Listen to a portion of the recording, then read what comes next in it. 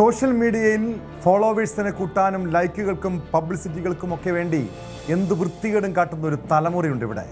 കോഴിക്കോട് ഗോവിന്ദപുരത്തെ ദീപക് യഥാർത്ഥത്തിൽ സൈബർ അധിക്ഷേപത്തിൻ്റെ ഇരയാണ്. ആ സാധുവായ മനുഷ്യനെ കൊലയ്ക്ക് കൊടുത്തതാണ്. ബസ്സിൽ ലൈംഗിക അതിക്രമം നടത്തിയെന്ന് സമൂഹ മാധ്യമത്തിലൂടെയുള്ള അധിക്ഷേപത്തെ തുടർന്ന് ദീപക് ജീവനൊടുക്കിയ സംഭവത്തിൽ പോലീസ് കേസെടുത്തതിന് പിന്നാലെ യുവതി ഒളിവിൽ പോയിരിക്കുന്നു.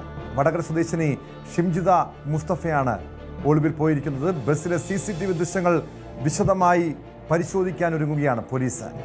ദീപക്കും ഷിംജിതയും ബസ്സിൽ കയറിയത് മുതലുള്ള ദൃശ്യങ്ങൾ പരിശോധിക്കുന്നതിനൊപ്പം ബസ് ജീവനക്കാരുടെ മൊഴിയും രേഖപ്പെടുത്തും. ഷിംജിതയെ പിടികൂടണമെന്നും എങ്കിൽ മാത്രമേ നീതി കിട്ടുകയുള്ളൂവെന്നും ദീപക്കിന്റെ കുടുംബം പ്രതികരിച്ചു. ഒരമ്മക്ക് ഇങ്ങനത്തെ യോഗം ഉണ്ടാവരുത്. ഒരമ്മക്ക് ഇങ്ങനത്തെ യോഗം ആർക്കും സഹിക്കാൻ പറ്റൂല. ഏത് മക്കൾക്കും അമ്മക്കും അച്ഛനും ഇങ്ങനത്തെ ഒരു യോഗം ഉണ്ടാവരുത്. അതാർക്കും സഹിക്കാൻ പറ്റൂല. ഞാനൊന്നാളെ അനുഭവിച്ച് ഈ ലോകത്തിൽ ഒരാളും ഇത് അനുഭവിക്കാൻ പാടില്ല.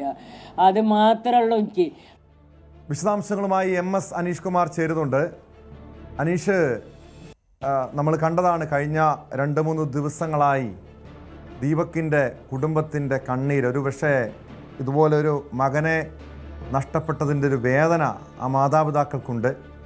അതിൻ്റെ കാരണക്കാരാർ സാധാരണഗതിയിൽ പല കേസുകൾ പരിശോധിക്കുമ്പോഴും സ്ത്രീകൾ ഇരകളാകുന്ന വാർത്തകൾ നമ്മളേറെ ചർച്ച ചെയ്യാറുണ്ട്. പക്ഷേ ഇവിടെ ഒരു സൈബർ അധിക്ഷേപത്തിൻ്റെ ഇരയായി ഒരു യുവാവ് ആത്മഹത്യ ചെയ്ത സംഭവം ഇത് ഏറെ ചർച്ചയായിട്ടുണ്ട്. കാരണം ഇതുപോലെ നിരപരാധികൾ സമൂഹ മാധ്യമങ്ങളിൽ അല്ലെങ്കിൽ പൊതുസമൂഹത്തിൽ അധിക്ഷേപിക്കപ്പെടുന്ന, അതല്ലെങ്കിൽ പരസ്യ വിചാരണ ചെയ്യുന്ന, ഇതൊരു പരിധിവരെയും ഒരാൾക്കൂട്ട വിചാരണയ്ക്ക് സമാനമായ രീതിയിലായിരുന്നു സൈബർ അധിക്ഷേപം ഉണ്ടായത്. അതിന് കാരണക്കാരിയായ യുവതിക്കെതിരെ ആത്മഹത്യാ പ്രേരണ കുറ്റം ചുമത്തി പോലീസ് കേസെടുത്തിരുന്നു. പക്ഷേ ഈ സംഭവത്തിന് ശേഷം പോലീസ് കേസെടുത്തതിന് പിന്നാലെ യുവതി ഒളിവിലാണ്.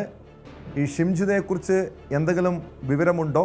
മാത്രമല്ല, ഈ കേസുമായി ബന്ധപ്പെട്ട് പോലീസിൻ്റെ അന്വേഷണം എങ്ങനെയാണ്?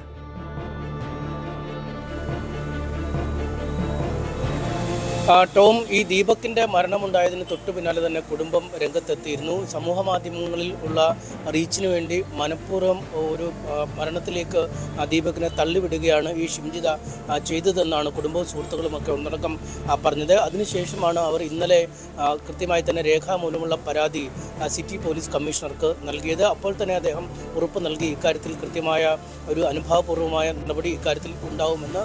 അതിനുശേഷം മണിക്കൂറുകൾക്കുള്ളിൽ തന്നെ മെഡിക്കൽ കോളേജ് പോലീസ് വീട്ടിലെത്തുകയും ഈ കുടുംബത്തിൻ്റെ മൊഴി രേഖപ്പെടുത്തുകയും ചെയ്തു. തൊട്ട് പിന്നാലെ തന്നെ ആത്മഹത്യാ പ്രേരണ കുറ്റം ചുമത്തി ജാമ്യമില്ലാത്ത വകുപ്പ് ഉൾപ്പെടുത്തി ഷിംജിതയ്ക്കെതിരെ കേസെടുക്കുന്ന ഒരു സാഹചര്യമാണ് ഉണ്ടായത്.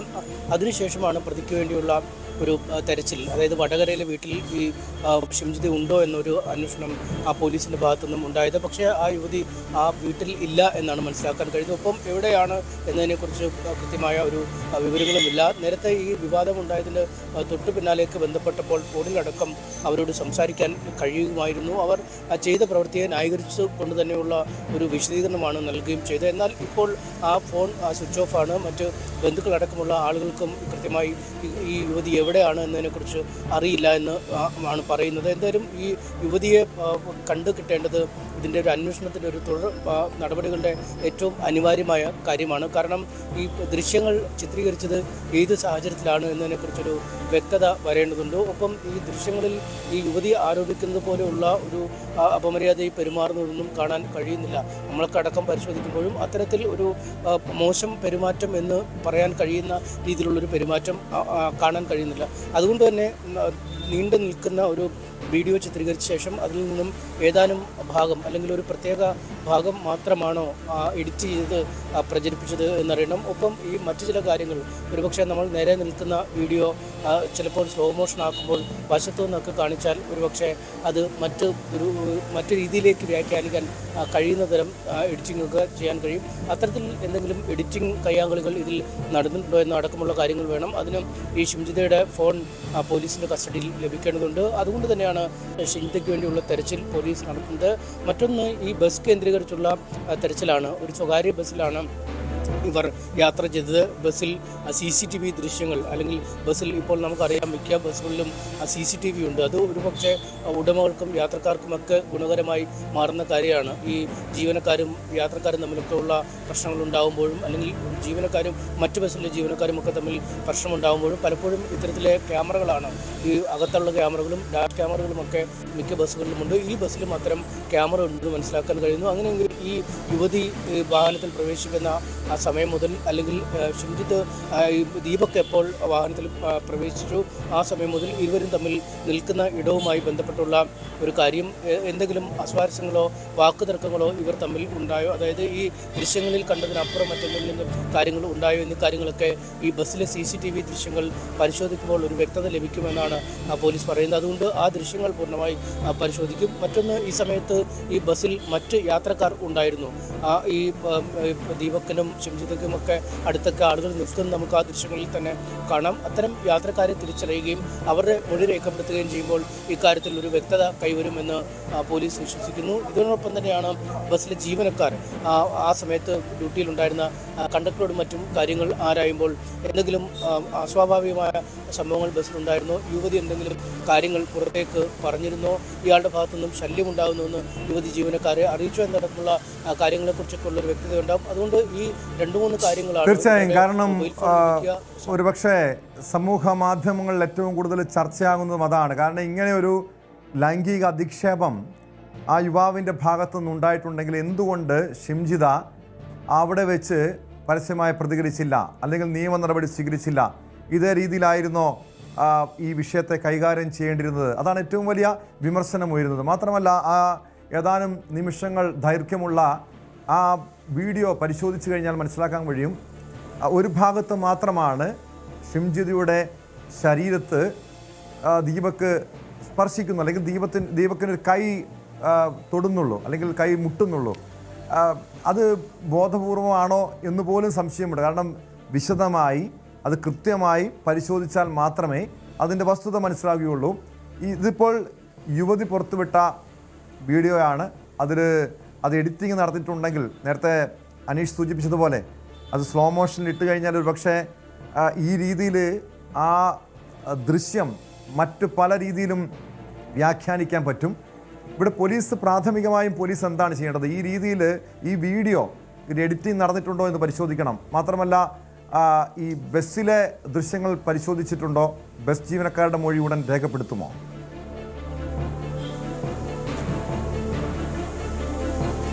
തീർച്ചയായും ടോം, നമുക്ക് പലപ്പോഴും നമ്മുടെ കൺമുന്നിൽ കാണുന്ന ദൃശ്യങ്ങളെ പോലും വിശ്വസിക്കാൻ കഴിയില്ല. ദൃശ്യങ്ങളുടെ ഒരു പ്രത്യേകത അതുതന്നെയാണ്.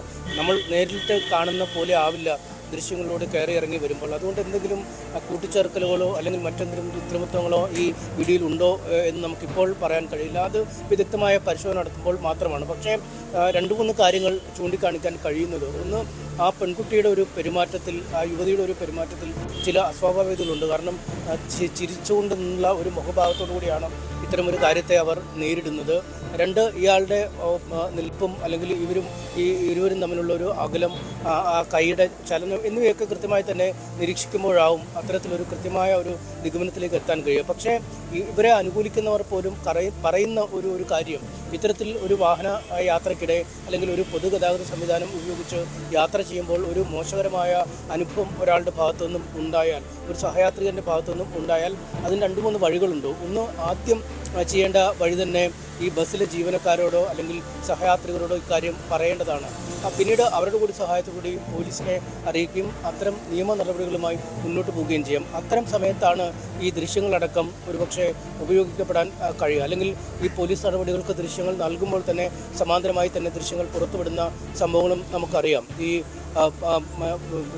സവാദിൻ്റെ കേസിലും മറ്റുമൊക്കെ സവാദ് രക്ഷപ്പെടാൻ ശ്രമിക്കുമ്പോൾ ഒരു KSRTCയിലെ ജീവനക്കാരനാണ് പുറമെ ഓടിപ്പോവുകയും പിടികൂടുകയും പോലീസിനൊക്കെ കൈമാറുകയും ചെയ്തത്. അയാളുടെ ദൗത്യമായി കരുതി, അതായത് ഒരു സർക്കാർ ജീവനക്കാരൻ അല്ലെങ്കിൽ ഒരു സ്വകാര്യ ബസ്സിലെ ജീവനക്കാരൻ എന്നൊക്കെ പറയുമ്പോഴും അവർ ആ ബസ്സിൽ ജോലി ചെയ്യുമ്പോൾ ആ ബസ്സിലെ ഒരു ചുമതലക്കാരനാണ്. ആ ബസ്സിൽ ആർക്കെങ്കിലും എന്തെങ്കിലും ദുരനുഭവങ്ങൾ ഉണ്ടായാൽ ഒരുപക്ഷെ ആദ്യം റിപ്പോർട്ട് ചെയ്യുന്നത് ആ ബസ്സിൽ തന്നെയാണ്. അയാൾ അതിന് അനുബന്ധമായ നടപടികൾ സ്വീകരിക്കും. ഒരുപക്ഷെ വളരെ മോശം പെരുമാറ്റം ഉണ്ടായാൽ ആ വാഹനം തന്നെ പോലീസ് സ്റ്റേഷനിലേക്കും മറ്റുമൊക്കെ, ഏറ്റവും അടുത്ത പോലീസ് സ്റ്റേഷനിലേക്കും മറ്റുമൊക്കെ കൊണ്ടുപോകുന്ന സംഭവങ്ങളും നമ്മൾ കണ്ടിട്ടുണ്ട്. അതുകൊണ്ട് പ്രാഥമികമായ ഉത്തരവാദിത്തം ആ യുവതിക്ക് അത് സഹയാത്രികരോടോ അല്ലെങ്കിൽ ബസ്സിലെ മറ്റു ജീവനക്കാരോട് അറിയിക്കേണ്ടതായിരുന്നു. ഒപ്പം പോലീസ് സ്റ്റേഷനിൽ ഇക്കാര്യത്തെക്കുറിച്ച് വിളിച്ചറിയിക്കാൻ മൊബൈൽ ഫോണും ഒക്കെ കയ്യിലുള്ള ഒരു സാഹചര്യം, ഒരു പോലീസ് സ്റ്റേഷനിലെ നമ്പർ എടുക്കുന്ന ഇത്ര ബുദ്ധിമുട്ടുള്ള കാര്യങ്ങൾ. അതുകൊണ്ട് ഇക്കാര്യം ചെയ്യാം. പക്ഷേ ആദ്യഘട്ടത്തിൽ പോലീസിൽ പരാതി പറഞ്ഞിരുന്നു എന്ന് ആ യുവതി പറഞ്ഞു. പക്ഷേ അത് ശരിയല്ല എന്നാണ് പോലീസ് പറയുന്നത്. യാതൊരു പരാതിയും ഔദ്യോഗികമായോ അനൗദ്യോഗികമായോ രേഖാമൂലമോ അല്ലാതെയോ ലഭിച്ചിട്ടില്ല എന്ന് പോലീസും സ്ഥിരീകരിക്കുന്നു. അതായത് ഒരു അതിക്രമത്തിന് ഇരയാകുമ്പോൾ പ്രാഥമികമായി ചെയ്യേണ്ട നടപടിക്രമങ്ങൾ പോലും ചെയ്തില്ല. ഒരുപക്ഷെ അയാളോട് നേരിട്ട് ഏറ്റുമുട്ടാൻ മടിയാണെങ്കിൽ സഹയാത്രികരോട് പറയുകയോ അല്ലെങ്കിൽ ബസ് ജീവനക്കാരോട് പറയുകയോ ചെയ്യേണ്ടതൊരു ധാർമ്മികമായ അല്ലെങ്കിൽ ഒരു കൃത്യമായ ബാധ്യതയായിരുന്നു. അക്കാര്യം ചെയ്തിട്ടുമില്ല. അതുകൊണ്ട് തന്നെയാണ് കൂടുതൽ പ്രതിക്കൂട്ടിലേക്ക് ഈ യുവതി ഇടുന്നത്. പക്ഷേ നമുക്കൊരു കാര്യം ശ്രദ്ധിക്കണം, ഈ വാഹനങ്ങളിലും മറ്റുമൊക്കെ അതാണ് അനീഷ് സൂചിപ്പിച്ചതുപോലെ നിയമപരമായി നേരിടേണ്ട ഒരു സംഭവമാണിത്. നമ്മുടെ നാട്ടിൽ പോലീസുണ്ട്, നിയമമുണ്ട്. അതല്ലെങ്കിൽ ബസ് ജീവനക്കാരുടെ സഹായം തേടാം, സഹയാത്രികരുണ്ട്, അവരോട് ഈ കാര്യം ചൂണ്ടിക്കാണിക്കാം, അല്ലെങ്കിൽ നേരിട്ട് അവിടെ വെച്ച് ഈ യുവാവിനോട് പ്രതികരിക്കാം. അതിനപ്പുറം ഇങ്ങനെ നിയമം കയ്യിലെടുത്തുകൊണ്ട് ഒരു മനുഷ്യൻ്റെ ജീവനെടുക്കുന്ന രീതിയിലേക്ക് ഒരു കാര്യങ്ങൾ ചെയ്യുമ്പോൾ അവിടെയാണ് ഈ ഷിംജിത ചെയ്ത കുറ്റം, അതിൻ്റെ ഒരു സ്വഭാവം തന്നെയേറെ ഗുരുതരമാകുന്നത്. ബസ്സുകളിൽ സ്ത്രീകൾ ലൈംഗിക ചൂഷണത്തിന് ഇരകളാകുന്നുണ്ട്. സ്ത്രീകളോട് മുട്ടിയും ഉരുമിയൊക്കെ യാത്ര ചെയ്യുന്ന അത്തരം ലൈംഗിക വൈകൃതമുള്ളവരൊക്കെ ഉണ്ട്. പക്ഷേ ഇതുപോലെ ഈ ദീപക് ഒരു പക്ഷേ അങ്ങനെ ഒരു ദുരുദ്ദേശത്തോടെ പെരുമാറിയോ എന്നതാണ് പലരും സംശയം ഉന്നയിക്കുന്നത്. കാരണം ആ ദൃശ്യങ്ങളിൽ ഒരേ ഒരു ഭാഗത്ത് മാത്രമാണ് അത്തരമൊരു കാഴ്ച നമുക്ക് കാണാൻ കഴിയുന്നത്. അതും എഡിറ്റിംഗ് ആണ്, കാരണം സ്ലോ മോഷനാണ്. എഡിറ്റിംഗ് ആണോ എന്ന് പോലും സംശയമുണ്ട്. മാത്രമല്ല ശരീരത്തിൽ സ്പർശിച്ചു കഴിഞ്ഞപ്പോൾ ദീപക് അവിടെ നിന്ന് മാറിയിട്ടുണ്ടോ തുടങ്ങിയ കാര്യങ്ങളൊക്കെ പോലീസിൻ്റെ വിശദമായ പരിശോധനയിൽ മാത്രമേ വ്യക്തമാവുകയുള്ളൂ. ഇതുപോലെ പൊതുസമൂഹത്തിൽ മറ്റുള്ളവരെ, അത് സ്ത്രീ ആയിക്കോട്ടെ പുരുഷനായിക്കോട്ടെ, മറ്റുള്ളവരെ അധിക്ഷേപിക്കുന്നവർക്കെതിരെ ശക്തമായ നിയമ നടപടിയാണ് ആവശ്യം. കൂടുതൽ വാർത്തകൾക്ക് news 18 Keralam YouTube channel subscribe ചെയ്യുക.